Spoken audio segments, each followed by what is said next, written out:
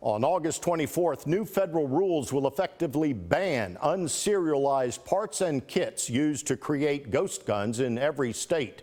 But we've found the new rules have apparently unleashed a flood in the market for these untraceable firearms. The actual work is pretty easy.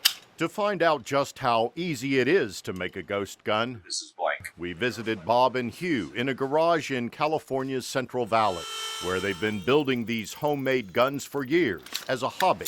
They ask us to withhold their last names because they fear backlash. The whole process takes about an hour and a half. They showed us how they take what to most of us looks like a gun part, Magazine release. but under current federal law is regarded as just a hunk of metal, a paperweight. This is what it ends up looking like. And within an hour or so, on the garage workbench, turn it into a working homemade firearm, just like one from a manufacturer.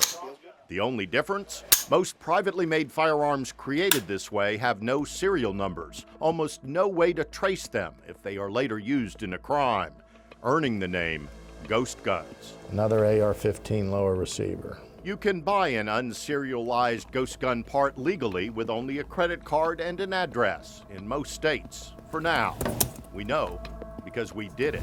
Okay, we shall see. Bob and Hugh started putting serial numbers on all the guns they make starting in 2018, when a California law began requiring ghost gun registration there.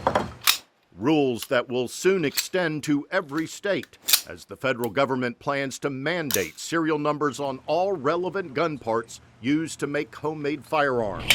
They'll also require anyone who buys these parts to submit to a background check. They're going to be discouraging people from going out and participating in this hobby. But multiple law enforcement sources tell us the new rules aren't meant to target hobbyists. They're intended to stop those who produce guns to sell to criminals who otherwise couldn't get a gun legally. The number of ghost guns or privately made firearms recovered and traced by law enforcement from crime scenes since 2016 has exploded nationwide, 1,000%. It is very troubling. Charlie Patterson, special agent in charge at ATF's Washington, D.C. Field Division, says untraceable guns lead to more crimes they can't solve. Here in the district, 41% of all privately made firearms that are recovered linked to another shooting. Numbers that could go up.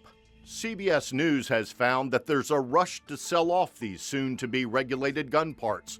A fire sale, so to speak. Does that worry you? That is a concern for all law enforcement. Matthew Verisco is special agent in charge of ATF's Philadelphia Field Division. We have cases in Pennsylvania related to individuals that are trying to unload their inventory. Is it really going to be effective enough? Any tool that can be utilized by law enforcement to help solve violent crime will be effective. Bob and Hugh say they don't believe the new rules will reduce violent crime anyway. It's not going to work because it's the same thing. Criminals don't obey the law. As for that gun part we ordered online, here it is. It came in the mail. An AR-15 lower 80. No serial number on it, no way to trace it. All perfectly legal. Federal agents have seized more than 45,000 ghost guns since 2016. Nearly 700 of those weapons have been linked to murder or attempted murder investigations. I'm Stephen Stock, CBS News.